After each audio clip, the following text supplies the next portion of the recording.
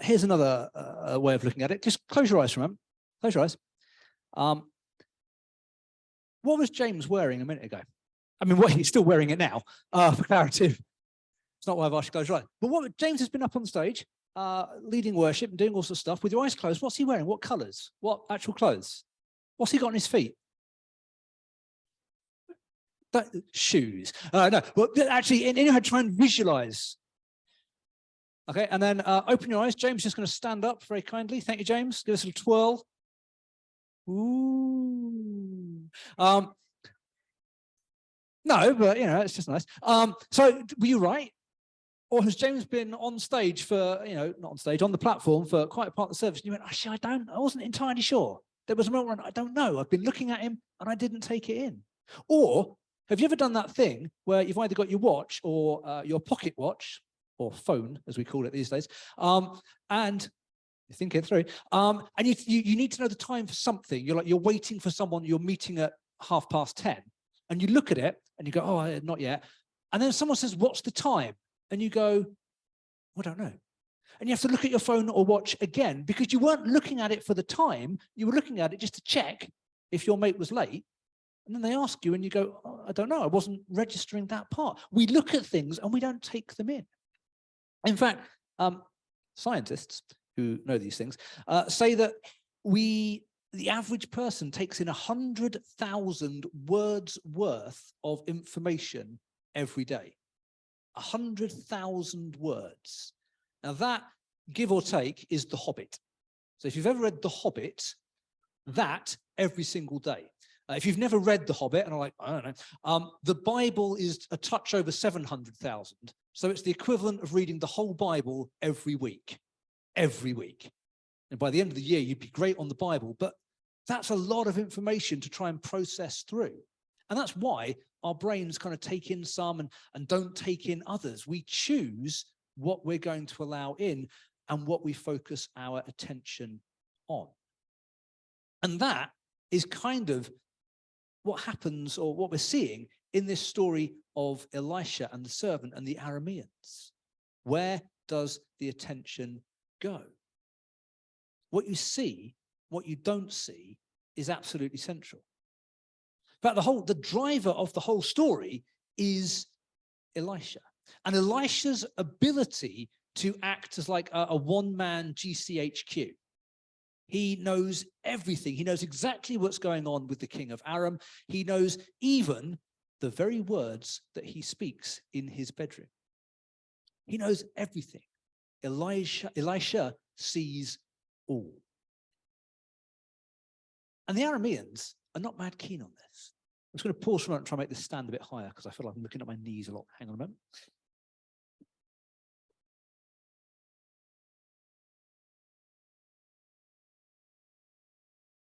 It's a bit higher. Okay. So the Arameans, they're not keen on this. They send a whole army down to Dothan to capture Elisha, and they surround the city. And while they're there, they're noticed by the servant. Now, we have to assume this is a new servant, given how things went with Gehazi last week. I think he kind of leaves Elisha's service at that point. We've got this new servant, and the servant brings the news to Elisha. And we get this really interesting response from Elisha. He says, don't be afraid. Those who are with us are more than those who are with them. And that's, if I was the servant, I'd be puzzled by that. I have quite a literal mind. I tend to think of things quite literally. And I feel like I would be stood there and I'd be looking at this army of hundreds or thousands. And then I'd look at Elisha. And then I'd look again at the hundreds. And I'd like, no, we are outnumbered here. I'm fairly confident my math is up to this, O Master. We are outnumbered. And then Elisha says, or Elisha asks God to open the servant's eyes. And notice that the 3 times in the story that sight is mentioned, there's a point where the servant's eyes are opened, then the Arameans are going to be blinded, and then the Arameans' eyes are going to be opened. All 3 times, Elisha prays and God does. It's not Elisha who does this. It's not Elisha unilaterally acting. It's Elisha saying, God, could you do this? You can do this. Would you do it now? This is not about Elisha's power. This is about God. But Elisha invites God, and God opens the servant's eyes. And at that point, he sees what Elisha knew the whole time. He sees this army that stands with Elisha, this army that is greater than the Arameans, greater than the army that is against them. The army that he couldn't see until a moment before. But then a really interesting thing happens with this army. And the really interesting thing that happens with this army is that nothing happens with this army. If you were reading this story for the first time, and you've read things like The Hobbit or just fiction in general, you think, okay, here's the enemy army. Here's the army of horsemen and chariots of fire. They've appeared, and now they're going to sweep down the hills. They're going to sweep away the Arameans, and Elisha will be left there going, see the power of the Lord. And none of that happens. They just go, oh, look, there they are. Good. And then they're never mentioned again. The servant, in fact, is never mentioned again. He's played his part in the story as well. And I've got to be honest, when I read that, I was puzzled by that. I was like, okay, why? Narratively, that doesn't make sense to me. Why would you reveal this grand army of God and do nothing with it? Because there are plenty of points in the Bible, well, there are points in the Bible where you do see that sort of thing happen. Something dramatic happens, armies are swept away or disappear. But here they don't. And I thought, what is the point? Why is this army here? And the conclusion I've come to is that there is, in fact, no point. The point is that there's no point. The point is they don't do anything. Narratively, they pop up, they reveal God's power, great. But this is not God's plan B. This is not going, oh, I wasn't expecting the Arameans to send an army. Oh, what am I going to do to bail out Elisha? Bear in mind, this is the God who is empowering Elisha to know everything that the Arameans are doing. God already knows all this. God knows the Aramean army is coming.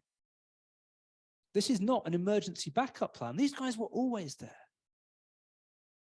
Elisha has that confidence of going, I know that where I go, God goes with me, with his army of horsemen and chariots of fire. Imagine that feeling. Imagine how confident you would feel if you were just bopping around Israel or Crediton High Street, and around you was a constantly, processing army of horsemen and chariots of fire. All right, as you go into the bakery, there they are. As you nip into the library, they're all there browsing, going, it's all right, we're ready to leap into action. How confident would you feel? How, not powerful enough, I can do what I want, but how powerful enough, God is with me sense. And that's what Elisha must have been feeling. And it's not about the army sweeping away the Arameans. It's just that reminder to Elisha and then to the servant more pertinently that God is there. If God wanted to, if God needed to, he could. And if he chooses not to, then there's a purpose to that too. This is about saying Elisha sees beyond the ordinary. And Elisha's confidence in God is not misplaced. Now, the Arameans, obviously, see none of this. They are completely oblivious, and they ride into town anyway to try and capture Elisha. And then Elisha prays again, and they are struck down with blindness. And exactly how you choose to interpret this is up to you. I think, looking at it, I think it's a metaphorical blindness. I think it's not necessarily an entire army wandering around with their eyes closed, going, it's gone very dark here. I think it's more like, that episode towards the end of Luke where Jesus has been crucified, he's been resurrected, and he's wandering down the Emmaus road with some of his disciples, and they just do not have the foggiest clue who they're talking to. They go on a long journey, a long chat, and they don't recognize him at all. And it's only at the end when they sit down and they break bread together, and the Bible very specifically says their eyes were opened. Same kind of language that we see throughout this Elisha story. They were blind to who Jesus was. They weren't blind in the sense of being completely unable to see. And I suspect, my interpretation is that's what's happened with the army here. They know where they're going. They just don't recognize what's going on. And you might be thinking, that seems mildly implausible to me. Bear in mind, a lot of us failed to notice a moonwalking bear. If you did not notice a moonwalking bear, you might be a little bit confused about the prophet that you've gone to pick up. And then Elisha does a lovely moment that just makes me think of Alec Guinness, where he goes, "This is not the city you are looking for." So at least one nod there from someone. Yes, I thought that too. And now I only see Elisha as Alec Guinness in a brown robe also. But just, no, I'm going to take you to the right place. And they all go, "Oh, fair enough. That seems a legitimate thing." And they all follow Elisha off to the capital city, Samaria. And here we get another interesting exchange where the king goes, "Great, let's kill him," which is mildly bloodthirsty. But also not that surprising. If we sort of page back through to Elijah on Mount Carmel, at the end of that story, 450 odd prophets of Baal get put to the sword. They die. Or if we go back to Samuel, who on seeing that Saul did not execute Agag the Amalekite, does it for him. The prophets can be fairly brutal. So you can kind of see where the king's coming from. But in this instance, Elisha says, no, that's not what we're going to do today. Instead, we're going to offer these guys food. We're going to offer them water. In fact, it's described as a feast. It's not just here, have some dry bread and some water. It is a feast. And then the men are sent home. And I love that the last line of the story is that the Arameans stopped raiding Israel. Because there's kind of two ways to stop people attacking your country. One of them is to kill them all. But the other, it turns out, is to be really nice to them. That Elisha just says we should treat these people kindly and with respect. And I love that that works and then they just stopped attacking. I don't think it's the main point of the story, but I think it's a really nice way to end it. So, questions for us, for you, for me as well, actually. What do we give our attention to? Or to put it another way, what do we see? What do we choose to see? Because this story gives us three examples. We've got Elisha, who sees everything. Then we've got the servant, who sees what's around him, but misses the spiritual side of it until Elisha, God, opens his eyes. And then the third group are the Arameans, who at times don't even see what's right in front of them. Now, before you go, right, I'm this one, we just go back slightly in the story. Back to when the Arameans first arrive at Dothan and are seen by the servant, and his response, because he says, at least in the version I've got, Frank's version was slightly different. In the version I read, it says, "Oh no, my Lord, what shall we do?" I think Frank's version was, "Oh, my Lord," which is slightly different. And I think you could read this in different ways. You could go, oh no, my Lord, what shall we do? I wouldn't recommend it, but you could do that. Or it could be like I'm so laid back and, oh no, someone's come to get us again. Oh, what shall we do now, Lord? It could be heavy sarcasm. It could just be a kind of, oh no, my Lord. Right, what are we going to do? What's the plan? I reckon, it's probably that one.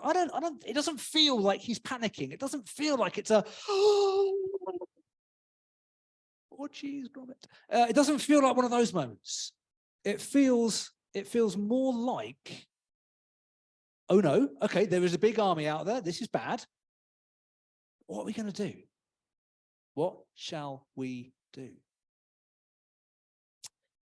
It reminds me, and we're getting close to Christmas, so I think it's legitimate to throw this in. It reminds me a bit of the Mary and Zechariah story. You may not remember, but the angel Gabriel appears to Mary and says, well, actually, he appears to Zechariah first and says, you're going to have a baby. And Zechariah is like, nah, I'm far too old. How would that work? At which point the angel gets mildly annoyed and goes, right, you're not going to talk until the baby is born. And then later on, the angel appears as Gabriel, appears to Mary and says, you're going to have a child. And she goes, I'm a virgin. How's that going to work? And it's almost the same. It's almost the same thing, except Zechariah's is like a, no, far too old, don't be silly. And Mary's is a, I don't get that, because, you know, I'm a virgin, but how's that going to work? Almost the same response, but a difference, okay, I don't get it, but how? And it feels like that's what's happening here with the servant. I don't know what we're going to do, but I know we're going to do something. What shall we do? It implies this degree of confidence and trust. It doesn't say he's not afraid. I mean, I'd be afraid if there was a huge army out there. But he trusts Elisha. He knows his master. He expects that something will happen. And by way of contrast, the Arameans don't know him. They know of him, but they don't really know him. Right? But only the previous chapter that we had Naaman, the Aramean, come. And if you notice in that story, he's not sent to Elisha, he's sent to the king of Israel. Elisha intercepts Naaman and says, oh, don't worry with him, come to me, I'll sort you out. The Arameans aren't really that up on Elisha. They know a bit about him now, but his reputation is too new. It's not usual for someone in Aram to follow God. They don't see because they don't even see that seeing is a possibility. They don't know that there's something more to be seen. Whereas the servant has his eyes open because he trusts. Now, as I said earlier to the young people, next Sunday is the beginning of Advent. And Advent's one of those funny things that has kind of become, let's be honest, it's quite commercial these days, isn't it, Christmas? If you did not know about Christmas and you just watched the telly, you might be thinking that Advent is basically a festival of food and eating and gift buying and hanging out with your family and playing moody covers of 80s hits whilst learning to skateboard. John Lewis, if you've not seen it this year. They're always very random. And for some people, over the next few weeks, that is what they will see. That's what they'll see Christmas as being. Partly because that's what they expect to see, because that's what happens every year. Partly because maybe that's what they choose to see, because that's what interests them. That's what they want Christmas to be about. And, you know, even though, back in that video, even when you know the bear is there, you can still just watch the white basketball players, the white team, and miss the bear. If you choose to focus on something, you can still miss something that you know is in the picture. We can still be blinded by the spectacle and the show and the lights and the tree and the gifts. We don't look in the right place. Or we can choose to be more like the servant who says, what shall we do? The servant who recognizes that what he's seen is not the whole story. Even if he doesn't really understand yet how the story plays out, he knows that this is not the story. And if we want to be more like him, then perhaps we could invite God to open our eyes in a new way. To see something of the Advent story that we've not seen before, or to see just something of God's story. Forget Advent for a moment, just God, show us something new of you that we have not yet seen. Perhaps if we wanted to think practically, we might say, God, would you open our eyes to those around us, to the lonely, to the cold, to the hungry. I don't know how the story is going to play out for those, but I know that this is not everything to be seen. And maybe if God opens our eyes in that way, then it'll also be our turn to take on the words of Elisha and to say, do not be afraid. The one who is with us is more than all this. I saw something recently that said, if you could hear Jesus praying for you in the next room, you would feel like you could take on anything. Imagine if right now, just drifting out of the agape, you could hear Jesus praying for us. How would you leave church on that day? Would you leave church? You probably wouldn't. You'd go and hang out in the agape. But just imagine, if you could hear Jesus in the next room praying for you, how would that feel? And the point of people posting that, because it pops up a lot at the moment, is a reminder that whilst he may not be in the next room, Jesus is praying for us. Romans 8:34, if you want to go for a Bible reference, tells us that Jesus is interceding at the right hand of God. He is praying for us. We know it, but we don't always see it. But not seeing it doesn't make it not true. Just like the servant couldn't see the army of fire, but it was still there. So let's invite God to open our eyes to his power, to his plans, to his sheer awesomeness. And as we step into the challenge of tomorrow and of next week and of everything that is going on right now, let us be people that take the words of Elisha's servant